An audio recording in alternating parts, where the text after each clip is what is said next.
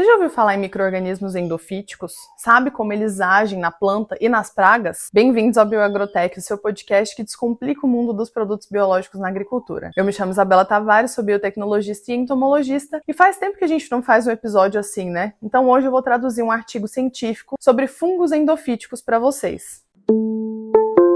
A gente falou sobre fungos endofíticos no episódio da semana passada, na dica da semana, que eu comentei sobre o meu mestrado, que foi inteiro praticamente, com essa parte de interação de espécies de metarrhizium com o endofitismo e a mortalidade de Spodoptera em milho. E a gente também avaliou 2 patógenos e a ação de promoção de crescimento também. E eu vou deixar o link aqui dos dois, do artigo e da minha dissertação, para vocês conferirem, se vocês tiverem curiosidade. O título do artigo de hoje é Fungos endofíticos e seus metabólitos secundários para a proteção de plantas.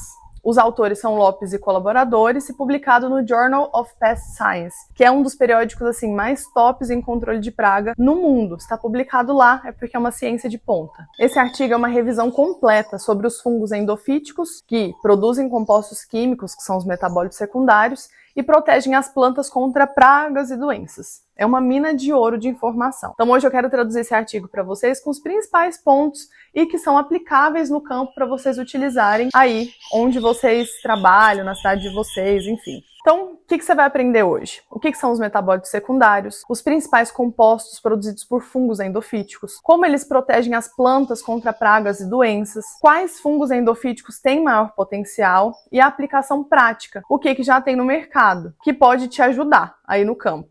Então, bora mergulhar na ciência hoje? Primeiro, o que são os metabólitos secundários, né? Os metabólitos, eles são compostos químicos produzidos por organismos vivos e existem 2 tipos, os metabólitos primários, que são essenciais para a sobrevivência, por exemplo, proteínas, carboidratos, lipídios, o que vai no DNA, no RNA. Todo o organismo produz. Para a planta, por exemplo, são aqueles relacionados à fotossíntese, que é a sobrevivência. Já os metabólitos secundários não são essenciais para a sobrevivência, mas eles dão vantagem competitiva.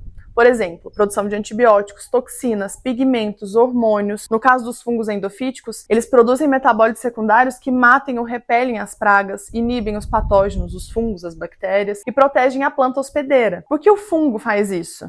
Porque ele se associa para viver dentro da planta. Então o fungo protege a planta para garantir a sobrevivência própria. É uma relação simbiótica de ganha-ganha. Fazendo uma analogia para vocês, é como se o fungo fosse um segurança morando dentro da casa. Se alguém invadir a casa, a praga ou a doença, o segurança, que é o fungo, produz as armas químicas para se defender. Agora, quais são os principais compostos que os fungos endofíticos produzem? No artigo de Lopes e colaboradores, ele fez uma lista de vários. Eu vou destacar os mais importantes para a proteção de cultivos para você também entender melhor. O primeiro que a gente vai comentar são os alcaloides, que são compostos nitrogenados com atividade biológica. Eles são produzidos por um fungo endofítico de gramíneas que é chamado epicloe, ou então até mesmo penicillium, aspergillus. Por exemplo, as lolinas, que são tóxicas para os insetos, afídeos, lagartas, peramine, que repele insetos sugadores, os alcaloides ergot, que são tóxicos para herbívoros,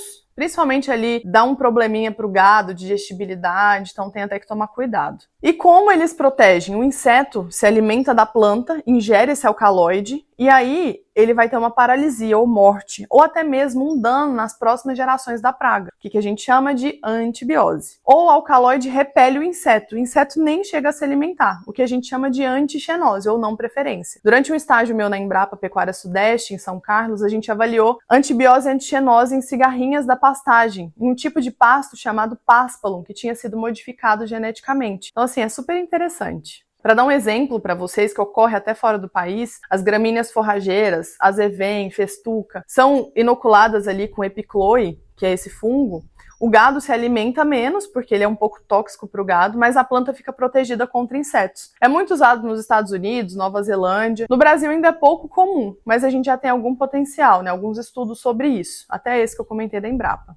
O segundo metabólito são os policetídeos, que são compostos com atividade antimicrobiana e inseticida, produzidos por Bovéria, Metarrhizium, Fusarium, endófitos, os que não são patógenos, tá? Não Fusarium patógeno. São produzidas destrucinas, que são toxinas que infectam os insetos e o sistema nervoso desses insetos. Também tem atividade antifúngica, a bovericina, que são produzidas pela bovéria. É um composto inseticida que afeta as membranas celulares.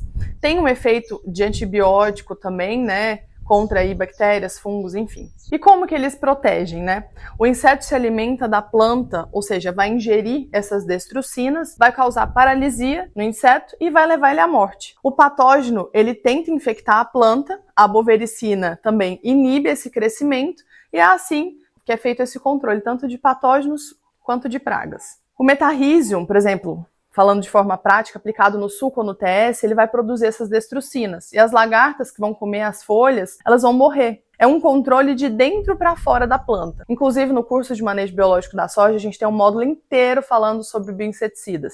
Eu vou deixar o link para vocês aqui, tá assim imperdível, para vocês conferirem. O terceiro tipo de metabólito é o terpeno, que são compostos voláteis, eles evaporam. São produzidos por tricoderma, muscodor, alguns fungos que aparecem que são de solo também, né? Por exemplo, 6-pentil-alfa-pirona, que é produzido pelo tricoderma. Ele promove o crescimento das plantas, o tricoderma, ajuda a repelir os insetos com essa substância, inibe os patógenos e tem essa produção, né, com VOX, que são compostos orgânicos voláteis. E tem essa ação antifúngica também, vai repelir as pragas que porventura chegarem na folha. Os terpenos evaporam na planta, então criam uma barreira química ao redor. As pragas e os patógenos evitam de se alimentar dessa planta. Quando o tricoderma é colocado no TS ou no suco, ele produz esses terpenos. Ajuda na promoção de crescimento radicular, mas também vai ajudar a repelir essas larvas que ficam ali, ou até esses patógenos, por exemplo, risoctônia, mofo branco, fusário, enfim. O quarto tipo de metabólito são os peptídeos cíclicos, que são os lipopeptídeos. Eles vão ajudar na atividade antimicrobiana. Então vão ser produzidos, por exemplo, por bacilos, que são endofíticos também. Por exemplo, a surfactina, iturina, fengicina. A gente já falou muito sobre isso no episódio sobre bacilos, né? Mas vou só comentar com vocês aqui hoje. Eles vão fazer o quê? Romper a membrana celular dos fungos e inibir a germinação dos esporos. Então, tem essa atividade antibacteriana. Como é que ele protege? O patógeno tenta colonizar a planta, o lipopeptídeo rompe a parede celular do patógeno e o patógeno morre. E uma aplicação prática, para vocês terem uma noção, bacilos endofíticos, como subtilis, amyloliquefaciens, eles são aplicados no TS e no suco. Eles vão colonizar essa raiz, como vocês já bem sabem, se vocês escutam o podcast, produzem lipopeptídeos e protegem contra fusário, risoctônia, pitium, enfim.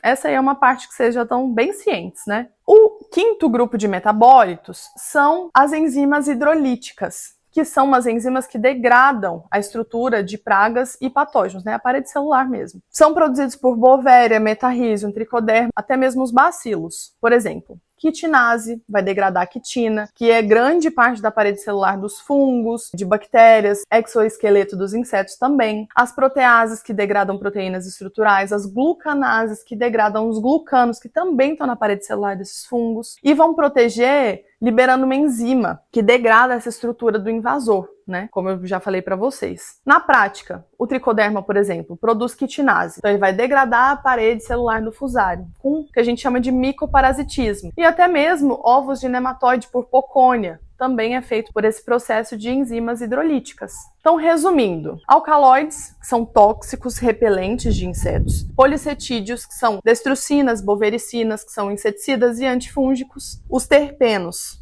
que são os VOX, né, os compostos voláteis aí que repelem, e os lipopeptídeos antimicrobianos, contra fungos e bactérias. E, por fim, as enzimas hidrolíticas, que vão degradar a parede dos invasores. O artigo, ele destaca os fungos endofíticos com maior potencial para a proteção de cultivos. Ele não fala especificamente das cepas, ele fala de gênero e algumas espécies também. Os metabólitos produzidos, por exemplo, por tricoderma, que é o primeiro que eles comentam, que são as destrucinas, as enzimas quitinolíticas, que vão agir contra a proteção de insetos, lagartas, percevejos, mosca branca, nematóides que vão degradar os ovos, os fungos fitopatogênicos, por exemplo, o fusário, nas culturas de milho, de soja, de cana, de arroz, feijão. A aplicação é no TS ou no suco e o diferencial vai agir de duas formas, mata o inseto por contato e por colonização endofítica também da planta. A bovéria, ela também produz metabólitos como a bovericina, que a gente falou, e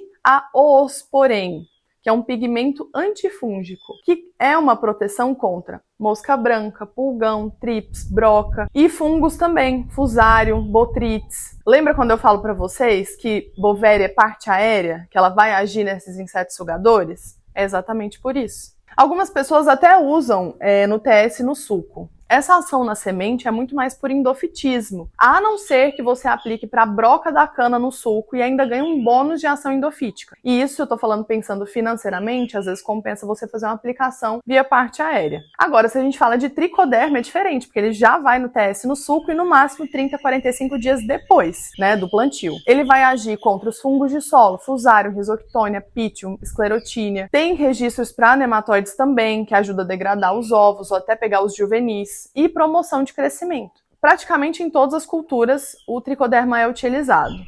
E essa aplicação, ela tem um diferencial de micoparasita. Ele vai comer os outros fungos e ainda vai ter a promoção de crescimento. Os bacilos, que também são endofíticos, eles agem tanto no solo quanto na parte aérea, produzem surfactina, iturina, como a gente já comentou, vão proteger contra Fusarium também, cercóspora, ferrugem, mancha-alvo, mancha parda e vão induzir a resistência da planta também, nas culturas de soja, milho, hortaliças, feijão, enfim. E o diferencial é que ele forma esporos, então tem mais alta resistência no campo, em temperaturas e umidades que não são ideais para micro-organismos. Os esporos conseguem ficar ali no campo por mais tempo.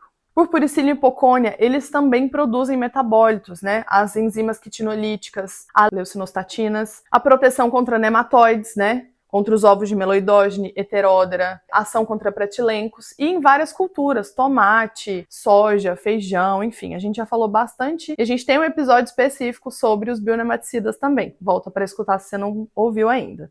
Tem uma observação do artigo que eu achei interessante trazer para vocês. Eles comentam que nem todo fungo endofítico é igual. Alguns são generalistas, tricoderma, bacilos, funcionam em várias culturas. Outros são especialistas, Purpuricillium para nematóides, Beauveria para sugadores. Então escolha conforme o seu problema. O artigo ele explica que os fungos endofíticos protegem as plantas por 4 principais mecanismos. O primeiro mecanismo é a antibiose, produção de toxinas. O fungo ele produz os metabólitos secundários, o metabólito mata ou inibe a praga e o patógeno, como por exemplo o metarrhizium que produz destrucinas, a lagarta ingere e morre. O segundo mecanismo é o mecanismo de competição. O fungo ele coloniza primeiro a planta, ocupa o espaço e o patógeno ele não consegue se estabelecer. Isso vale tanto para fungos quanto os bacilos que a gente comenta muito. Por exemplo, o tricoderma, ele vai colonizar a raiz. O fusarium não consegue infectar, porque forma aquele halo de inibição. Terceiro mecanismo é a indução de resistência sistêmica, ou ISR, que o fungo ativa o sistema de defesa da planta, a planta produz compostos de defesa, como por exemplo, o bacillus, que coloniza a raiz e a planta, e ativa os genes de resistência, produz as fitoalexinas e resiste melhor à ferrugem, por exemplo, ou cercóspora.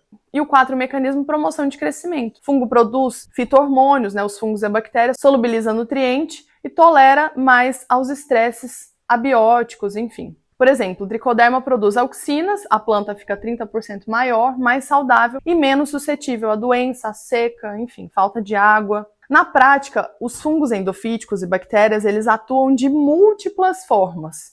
Por isso eles são tão eficazes, por isso que o biológico é imprescindível na lavoura. O artigo de Lopes e colaboradores, ele não esconde os desafios que a gente enfrenta também. Por exemplo, variabilidade de eficácia. Nem toda cepa de metarrhizium vai colonizar endofiticamente com a mesma eficiência que uma outra cepa. Algumas cepas colonizam muito e as outras pouco. E aí tem uma ação menor contra pragas, por exemplo. O ambiente, ele é tão esperto, ele é tão inteligente que ele faz todo um equilíbrio do sistema. Qual que é a solução para isso? A gente selecionar cepas específicas com essa capacidade endofítica, que é isso que você quer. E foi isso que eu fiz no meu mestrado. O segundo desafio que eles comentam é a dependência das condições ambientais. A colonização endofítica depende de temperatura ideal, de 20 a 30 graus Celsius, umidade do solo, pH do solo ideal, o tipo da planta que você está lidando. Nas condições adversas, com seca extrema, um calor acima de 35 graus Celsius, não é o ideal para nenhum tipo de micro-organismo. terceiro desafio é competição com a microbiota nativa. O solo ele já tem milhões, bilhões de micro-organismos. O fungo inoculado ele compete com eles e nem sempre ele ganha, gente. A solução é aplicar uma dose adequada, autossuficiente para conseguir estabelecer essa população ali, se for isso que você quer na sua área. Por isso que o ideal é fazer um manejo, entender o manejo completo. E é isso que a gente está fazendo na mentoria também, entendendo como é o manejo de cada área e como a gente vai lidar com cada área. Se você quiser saber mais, deixa aqui nos comentários ou me conta se isso faz sentido para vocês também. O quarto desafio é a regulamentação. Os produtos com fungos endofíticos ou bactérias ainda são novos no mercado. O registro é complexo, precisa provar que é um fungo que não vai virar um patógeno.